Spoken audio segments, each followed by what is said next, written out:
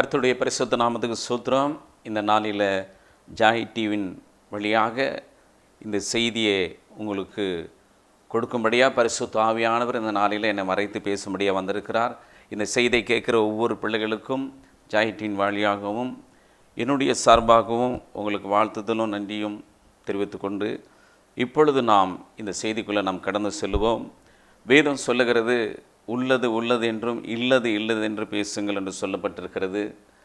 சத்தியத்தை அறிவே சத்தியம் உங்களை விடுதலை ஆக்கும் என்று சொல்லப்பட்டிருக்கிறது.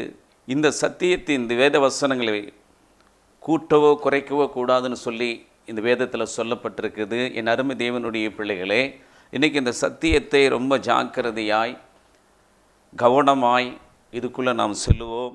கர்த்தர் நம்மளை இந்த நாளில் ஆசீர்வதிப்பாராக.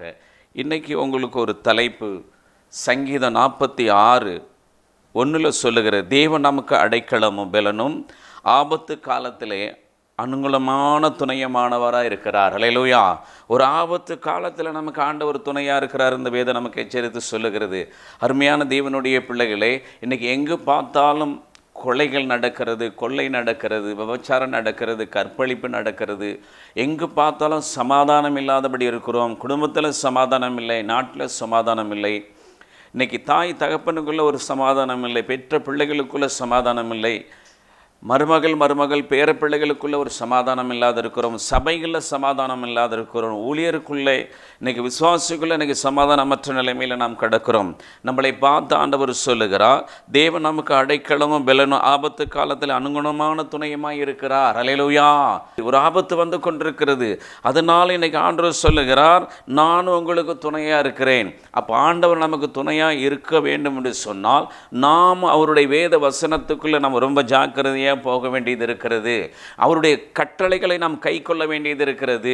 அவருடைய ஜெபங்களிலும் ஆராதனைகளையும் ஆலய வழிபாடுகளிலும் நாம் கவனமாக நேரத்தோடு பரிசுத்தத்தோடு கலந்து கொள்ளப்பட வேண்டியது இருக்கிறது. என் அருமை அவனுடைய பிள்ளைகளே, இன்றைக்கி ஆண்டவர் சொல்லுகிறார், நான் உனக்கு அடைக்கலமும் பெலனும் ஆபத்து காலத்தில் அனுகுணமான துணையமாக இருக்கிறேன். அல்லேலூயா. அப்போ இன்றைக்கு ஒரு ஆபத்து இருக்கிற சூழ்நிலையாக இருக்கிறது.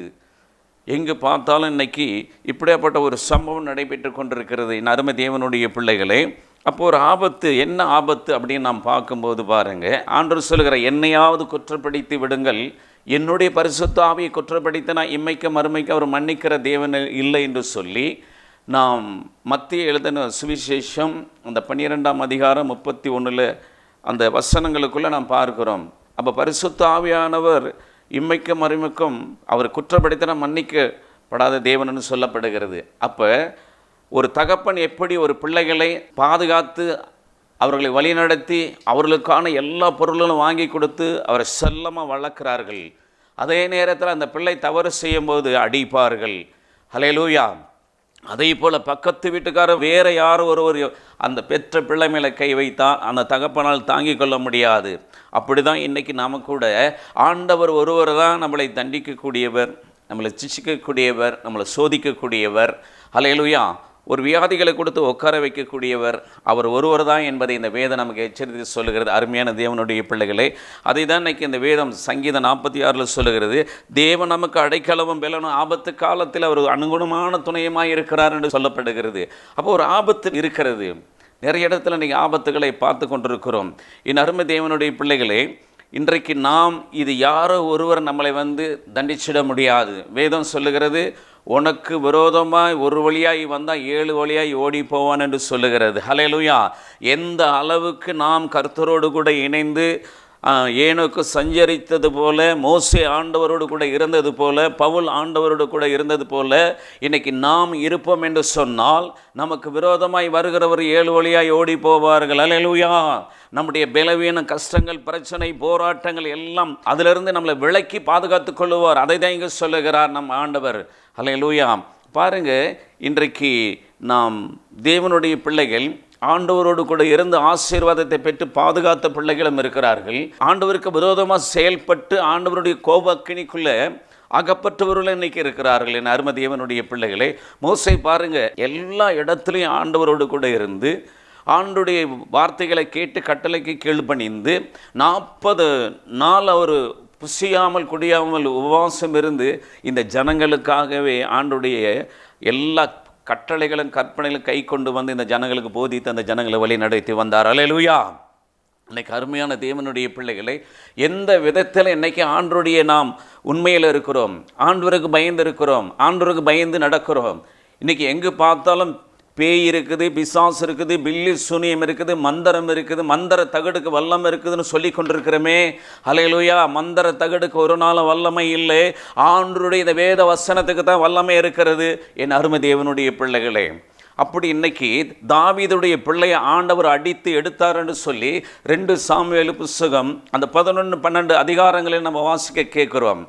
அந்த இடத்துல பாருங்கள், ஏன் தாவீதுடைய பிள்ளையை வியாதி கொடுத்து அடித்து எடுத்தார் என்பதற்கு அங்கே என்னென்னு கேட்டீங்கன்னா, இந்த தாவீது ராஜா உரியாவுடைய மனைவி இடத்துல பாவம் செய்தது நிமித்தமாய்தான் இன்னைக்கு அந்த பிள்ளை அடிக்கப்பட்டது என்று வேதம் சொல்லுகிறது.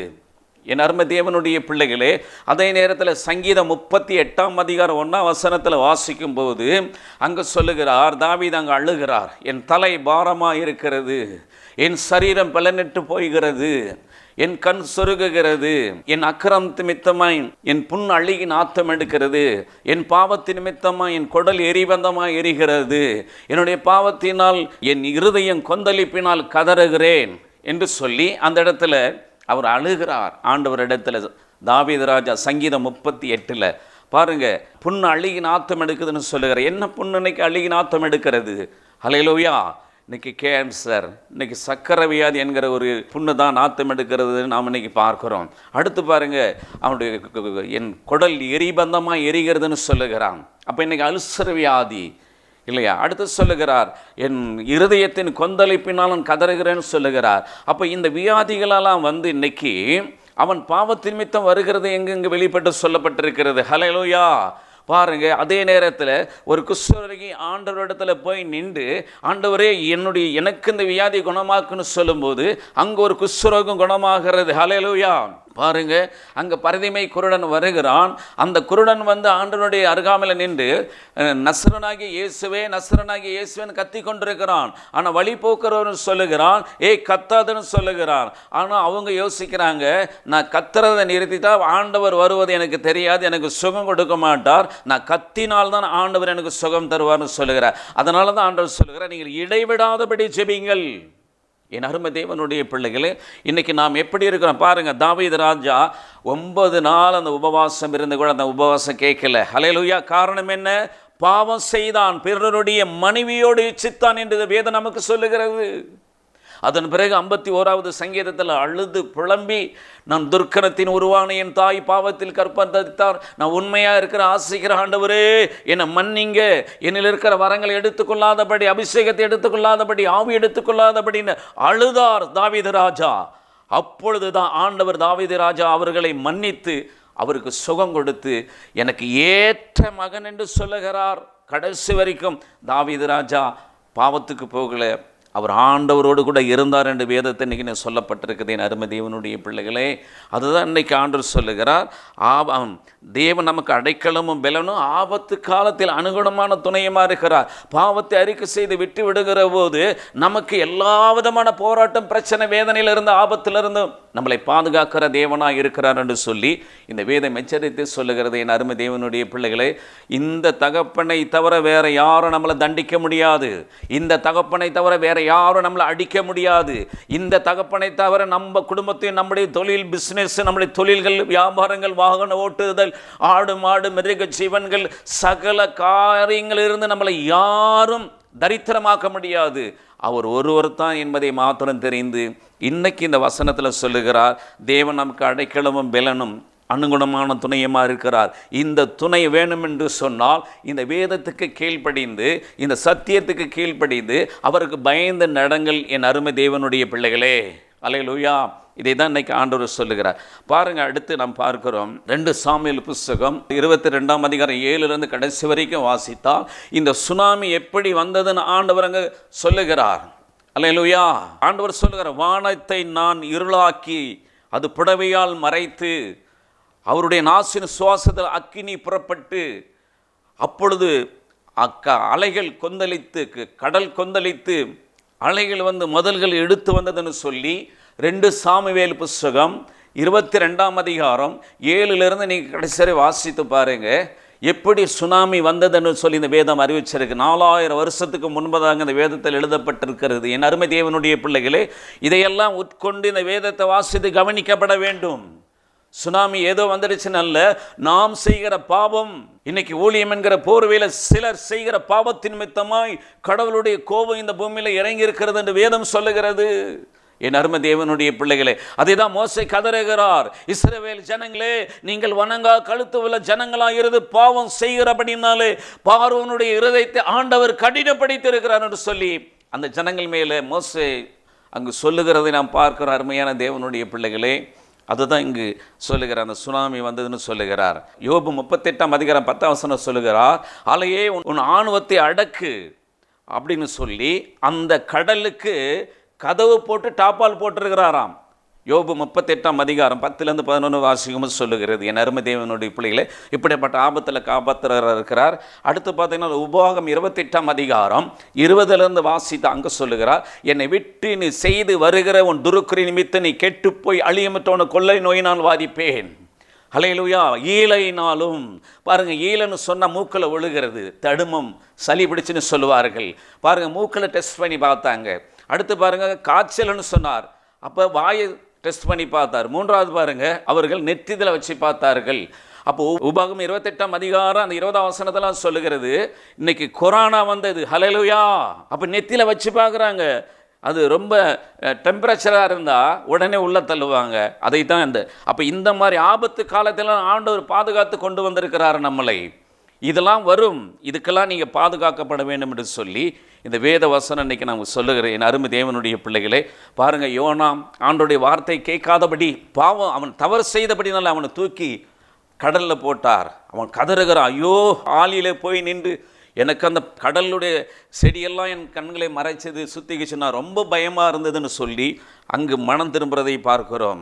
ஹல்லேலூயா. சவுல் ராஜா பாருங்கள், கடவுளுக்கு கீழ்ப்படியாதபடினாலே 1 சாமுவேல் புஸ்தகம் 16ஆம் அதிகாரம் அந்த 14ஆம் வசனத்தில் ஆண்டவர் பொல்லாத ஆவியை அவனுக்கு விட்டார். மந்திரவாதி விட்டானா, மாயவித்தக்காரன் விட்டானா, சன்னத்துக்காரன் விட்டானா? இல்லை, கடவுளை விட்டார் என்று சொல்லப்பட்டிருக்கிறது. என் அருமை தேவனுடைய பிள்ளைகளே, இந்த நாளில் கேயாசி பாருங்கள், கடவுளுக்கு கீழ்ப்படியாதபடி எலிசாவுக்கு விரோதமாக போய் எலிசா கூடவே இருந்து எலிசாவுக்கு தெரியாதவை காணிக்க வஸ்திரங்கள் வாங்கி மறைச்சதுபடினாலே நாகமனுடைய குஷ்டம் கேயாசிக்கு வந்தது. அப்போ இது என்ன வியாதியா? இல்லை, பாவத்தின் மெத்தம் வந்தது. என் அருமை தேவனுடைய பிள்ளைகளே, இப்படி இந்த நாள் இந்த வசனங்களை நீங்கள் கேட்டு இதன்படி நடங்க. கர்த்தர் உங்களை ஆசீர்வதித்து உங்களை உயர்த்த போகிறார். கண்களை மூடி செபிக்கலாமா? எங்கள் அன்பா நேசிக்கிறாரும் தகப்பனே, ஆண்டவரே, இந்த நாளில் உங்களை தவிர யாரும் எங்களை தண்டிக்க முடியாதப்பா. நாங்கள் வேதத்துக்கு கீழ்ப்படிந்து, வேதத்துக்கு பயந்து, உங்கள் கட்டளை கற்பனைக்கு பயந்து நாங்கள் இந்த ஊழியத்தை செய்ய வேண்டும். ஆண்டவரே, எங்களுக்கு பணமும் பொருளும் சொத்துமும் ஒரு நாள் எங்களை காப்பாற்றாத ஆண்டவரே, இந்த வசனமும் உன் வார்த்தைகள் எங்களை காப்பாற்றும் ஆண்டவரே. இந்த வார்த்தையை கேட்கிற ஒவ்வொரு பிள்ளைகள் குடும்பத்தில் இருக்கிற போராட்டங்கள், பிரச்சனைகள், வேதனைகள், எல்லா விதமான சகல சாத்தானுடைய கிரியைகள், பொல்லாத கிரியைகள் எல்லாம் வெளியேற்றி, பொல்லாத வியாதிகள் உன் பிள்ளைகளை பற்றி வெளியேற்றி, பொல்லாத குடி ஆவிகள் வெளியேறி, பிள்ளைகளுடைய எல்லா விதமான கடன் பாரங்கள், கஷ்டங்கள், பிரச்சனை, போராட்டங்கள் ஜெபிக்க கூடாதபடி, ஆண்டவரை தேடக்கூடாதபடி எல்லா விதமான சகல தடைகளை எடுத்து போட்டு ஆண்டவரே, உன் பிள்ளைகளை நீ பாதுகாத்து ஆசீர்வதிக்க வேண்டும் என்று பிள்ளைகள் வழியில் போகும் பொழுது ஆண்டவரே, பள்ளிகளில், கல்லூரிகளில் ஆண்டவரே, ஹாஸ்டலில், வெளிநாட்டில் எல்லாம் தங்கியிருக்கிற பிள்ளைகள் எல்லாம் பாதுகாத்து மின்னுமிடமா அக்னி மயமான ரதங்களை, குதிரைகளை வைத்து பிள்ளைகளுக்கு ஆண்டவர் எந்த கஷ்டம் இல்லாதபடி பாதுகாத்து உன் பிள்ளைகளை ஆசீர்வதிக்க வேண்டும் என்று செபிக்கிறப்பா.